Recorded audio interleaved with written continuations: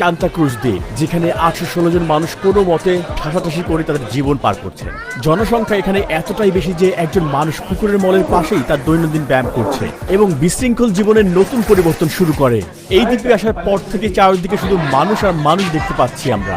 যেখানেই চাই মানুষ আমাদের সামনে এসে উপস্থিত। এই ভিড়ের রাস্তায় একা থাকা সত্যি অসম্ভব এবং কয়েক ডজন মানুষ একই ছাদের নিচে বসবাস করেন। এই ঘরে কয়জন মানুষ বাস করেন? প্রায় 10। এটি একটি সাধারণ বাড়ির সাধারণ কক্ষ। এখানের জীবনযাপন দেখলে আপনি অবাক হয়ে যাবেন। এখানের মানুষ ঘর বাড়ির চেয়েও বড় সমস্যায় ভুগছেন, যা তাদের জীবনকে দুর্বিষহ করে তুলছে। পৃথিবীর সবচেয়ে বেশি ঘনবসতিপূর্ণ দ্বীপে আপনাকে স্বাগতম। কলম্বিয়ার মূলভূমি থেকে 2 ঘন্টার নৌকাযাত্রার দূরত্বে অবস্থিত এই দ্বীপটি একটি ফুটবল মাঠের চেয়েও ছোট এবং প্রতি বর্গ কিলোমিটারে 68,000-এর মতো মানুষ এখানে বসবাস করেন। এমনকি বিশ্বের সবচেয়ে ঘনবসতিপূর্ণ শহর হংকংয়ে এই হার 6,749 জন। দ্বীপটিতে মাত্র 4টি রাস্তা রয়েছে। পুরো জায়গাটি কংক্রিট দিয়ে তৈরি। এখানে কোনো গাড়ি বা মোটরসাইকেল নেই। দ্বীপের ভিতরে প্রবেশ করার সঙ্গে সঙ্গেই আমরা এখানকার জনসংখ্যার ঘনত্ব বুঝতে পারলাম। মানুষ, পশু পাখি, ঢেউ এবং গানের শব্দ একত্র হয়ে আমাদের কানে বাজতে শুরু করলো। চলুন তাদের মুখেই শুনি এখানের গল্প। আমরা কি আপনার বাড়ির ভেতরে দেখতে পারি? আসবেন, আসুন। তেমন কিছুই নেই, ভিতরে অনেক অন্ধকার। আমাদের এখানে বিদ্যুতের ব্যবস্থা নেই। আপনি দেখতে পাচ্ছেন তাদের হলওয়েতে কিছু লন্ড্রির কাজ চলছে এবং এখানে এগুলোকে শুকানোর জন্য রেখে দিয়েছে। চলুন এই রুমে যাওয়া যাক। বাড়ির মালিক বলল এই 3টি বেডে 10 জন মানুষ ঘুমায়। এটি আমার থাকার কক্ষ। এই বিছানায় কজন মানুষ ঘুমায়? 3 জন। আর এই ঘরের কি অবস্থা? খুবই অগোছালো থাকায় সে আমাদের ভিতরে প্রবেশ করতে দিলেন না। বাচ্চারা এখানে ঘুমায়। গরমের কারণে বিছানা বাইরে নিয়েছে। বিদ্যুতের ব্যবস্থা নেই এখানে।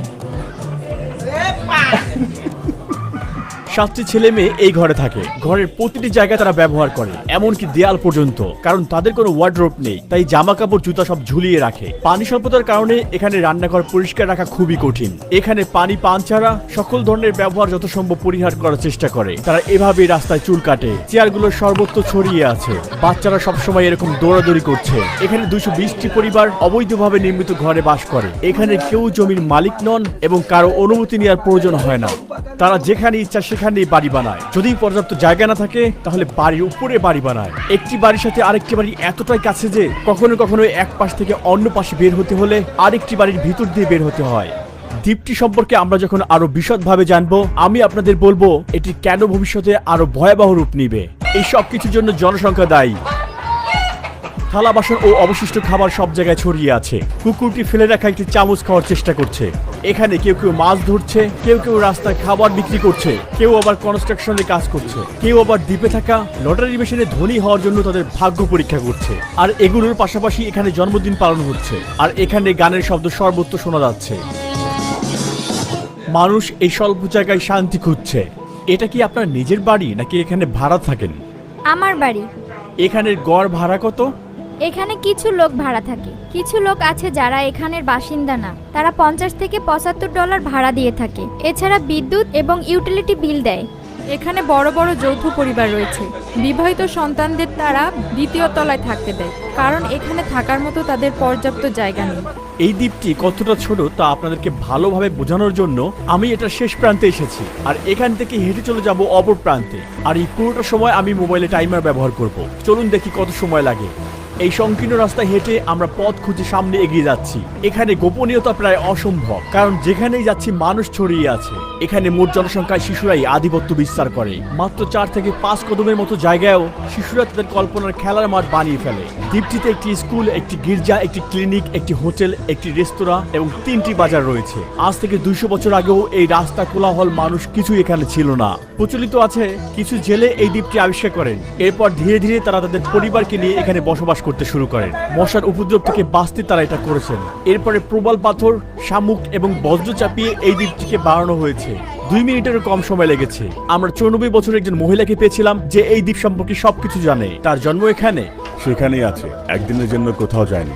একদিন 12 থেকে কিছু জেলে এখানে এসেছিল। এরপরে তারা এখানে থাকতে শুরু করলো। আর গত 100 বছরে এটা এত বড় হয়েছে। ওই সময় কোনো মোটর ছিল না, কাঠের তৈরি নৌকা ছিল শুধু। যখন আমার জন্ম হয় তখন শুধু এই ঘর আর কয়েকটি ঘর ছিল। এইসবের কিছুই ছিল না তখন। আমরা বিশ্বের দ্বিতীয় বৃহত্তম প্রবাল প্রাচীরের পাশে অবস্থান করতে পেরে ধন্য। খোলা সমুদ্রে 20 থেকে 30 মিটার উঁচু ঢেউ আমাদের উপকূলে পৌঁছালে তা প্রায় 25 থেকে 30 সেন্টিমিটার হয়ে যায়। দেখুন, আপনি এই দ্বীপের চারপাশে যা দেখবেন, উপকূল থেকে 5 থেকে 6 মাইল পর্যন্ত বিশুদ্ধ প্রবাল দ্বারা পরিবেষ্টিত। এখানে কতজন মানুষ বাস করে? 2টা পরিবার থাকে। প্রতিটি পরিবারে 6 জন সদস্য আছে, মোট 12 জন। রান্নাঘর কোথায়? রান্নাঘর চুলাটা এখানে থাকে, এটাই কোনো সমস্যা নেই। আমরা প্রোপেন গ্যাস দিয়ে রান্না করি। একটা নির্দিষ্ট সময় পরে পুষ্টির অভাবে এই কুকুরগুলো আর কখনোই বড় হয় না। সত্যি বলতে এখানে থাকা প্রতিটি প্রাণীর জীবন সীমাবদ্ধ। আমরা এমন একজন নার্স পেয়েছি যে সকল শিশুকে সুস্থভাবে পৃথিবীতে আসতে সাহায্য করেছেন। 40 বছর ধরে বাচ্চা ডেলিভারি করছি। কতজন শিশু? কি এগুলো মনে রাখা সম্ভব নয়। এখানকার বেশিরভাগ বাচ্চাই আমার হাত দিয়ে ডেলিভারি হয়েছে। যাদেরকে আমি ডেলিভারি করেছিলাম এখন তাদের বাচ্চাকেও আমি ডেলিভারি করি। আমার হাতে কখনো কোনো বাচ্চা মরেনি। মানুষ বমি, জ্বর, ডায়রিয়া নিয়ে আমার কাছে ছুটে আসে। আমি তাদেরকে বলে দিই কি করতে হবে, বাকি ওষুধ খেতে হবে। আধুনিক চিকিৎসা সেবার অভাবে জরুরি পরিস্থিতিতে সবাইকে ঝুঁকিতে থাকতে হয়। এই ভিডিও শেষে আপনি দেখতে পাবেন তাদের প্রধান সমস্যা কতটা গুরুত্বপূর্ণ।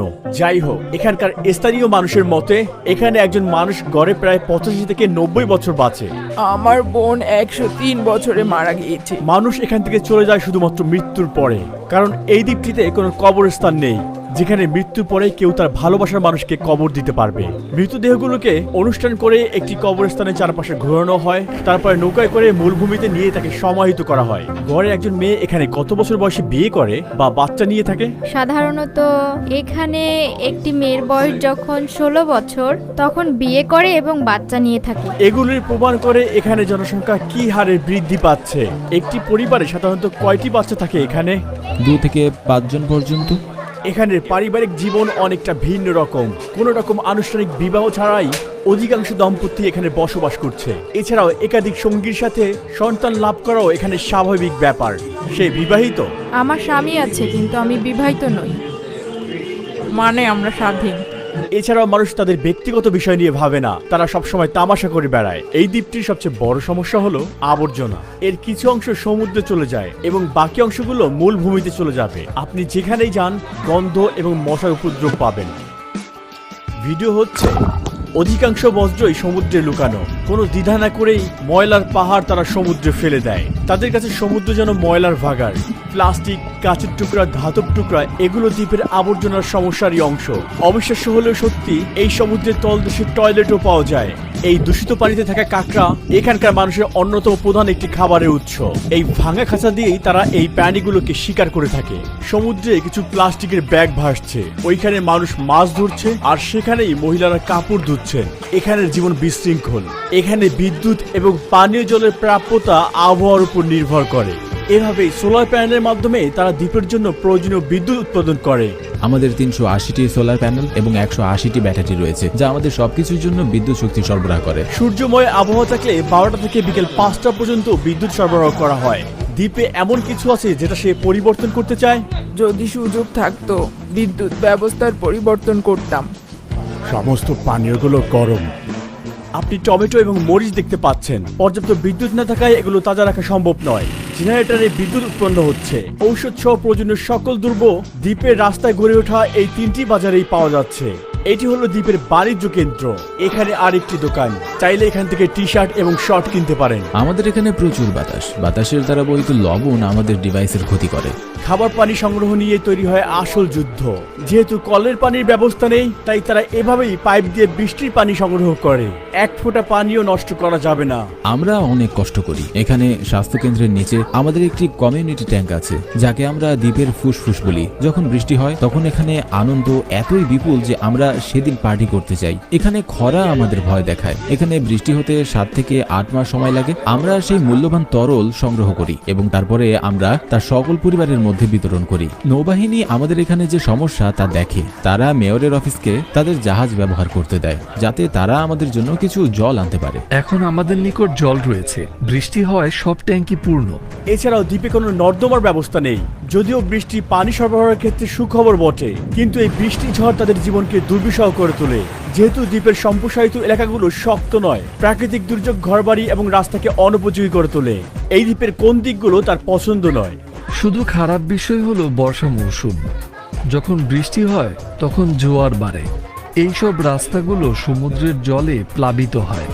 সেপ্টেম্বর এবং অক্টোবরে আরও বেশি। সেই মাসগুলোতে এই বাড়িগুলো উঁচুতলা না থাকলে বৃষ্টির পানি কক্ষগুলোতে ঢুকে পড়তো। আমরা এখন সান্তাক্রুজ ডেলি স্লোটের কেন্দ্রে রয়েছি। এটি দ্বীপের একমাত্র স্মৃতিস্তম্ভ, নাম লাপত্রোনা। স্মৃতিস্তম্ভ আমাদেরকে ঘূর্ণিঝড় থেকে রক্ষা করে। আমরা এই জনবসতির একমাত্র গির্জার ভিতরে রয়েছি। এটা খানিকটা মেরামতের প্রয়োজন। আপনি কি পুরোহিত? আমি নেতা। এই দ্বীপে অনেক ছোট ছোট বাচ্চা আছে। আমাদের বলবেন আপনার মতে তাদের ভবিষ্যৎ কেমন হবে? মাধ্যমিকের পর তারা আর পড়াশোনা চালিয়ে যেতে পারে না, কারণ মূল ভূমিতে পাঠানোর সামর্থ্য নেই তাদের বাবা মায়ের। এই দ্বীপে 240 জন শিক্ষার্থী এবং 12 জন শিক্ষক আছেন। দ্বীপটির একমাত্র স্কুলে আপনাদের স্বাগতম। এটি প্রথম শ্রেণীর একটি শ্রেণীকক্ষ। পার্শ্ববর্তী দ্বীপে যেহেতু কোনো স্কুল নেই, সেখান থেকেও শিক্ষার্থীরা এখানে পড়তে আসে। আর সেখানে স্কুল পরিষেবা হচ্ছে একটি নৌকা। এখানের প্রতিটা শিশু ফুটবল খেলতে পছন্দ করে, এমনকি মেয়েরাও। তুমি বড় হয়ে কি হতে চাও? খেলোয়াড়। তারা কোন দলে খেলতে চায়? রিয়াল মাদ্রিদ, প্যারিস টিমে, আর্জেন্টিনা।